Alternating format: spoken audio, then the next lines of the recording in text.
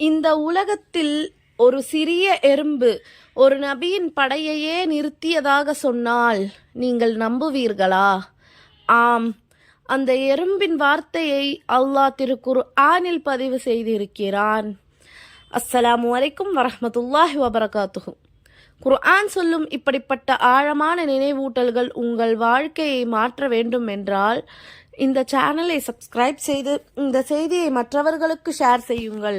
இன்ஷா அல்லாஹ் இது ஒரு சதகா ஜாரியாவாக அமையும். முஹ்மினான சகோதரர்களே, அல்லாஹ் தஆலா குர்ஆனில் சூரா அன்-நம்ல் என்ற ஒரு முழு சூறாவையே ஒரு சிறிய உயிரினத்தின் பெயரில் வைத்திருக்கிறான். நமில் என்றால் எறும்பு. ஒரு நாள் சுலைமான் அலைஹிஸ்ஸலாம் அவர்களின் படை நகர்ந்து கொண்டிருக்கும் போது ஒரு எறும்பு மற்ற எறும்புகளிடம் சொல்கிறது, ஓ எறும்புகளே, உங்கள் குடைகளுக்குள் சென்று விடுங்கள், நீங்கள் அறியாமலே மிதிக்கப்படாமல் இருக்க.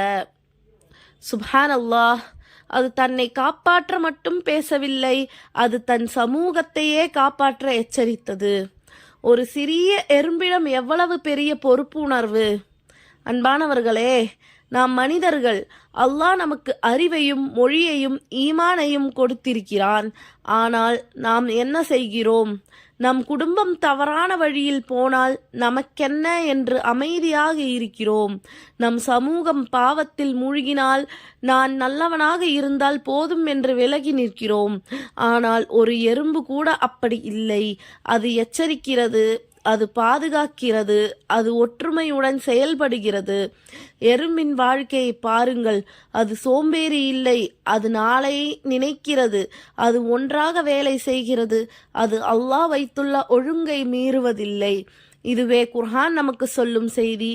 சிறியவனாக இருந்தாலும் பயனுள்ளவனாக இரு, தனியாக அல்ல, சமூகத்துடன் வாழ். தவறு வந்தால் அமைதியாக இருக்காதே, எச்சரிக்கை கொடு. உன் வாழ்க்கை மற்றவர்களுக்கு பாதுகாப்பாக இருக்கட்டும். முஹ்மினான சகோதரர்களே, ஒரு சிறிய எறும்பின் வார்த்தையை அல்லாஹ் குர்ஆனில் பதிவு செய்தான் என்றால் நம்முடைய வாழ்க்கை குர்ஆனின் வழியில் இருக்க வேண்டாமா? அல்லாஹ் நம்மை எறும்பின் ஒழுக்கத்தையும் சமூக பொறுப்பையும் ஈமானையும் கற்றுக்கொள்ளும் மக்களாக ஆக்குவானாக. ஆமீன். அஸ்ஸலாமு அலைக்கும் வரஹ்மத்துல்லாஹி வபரகாத்துஹு.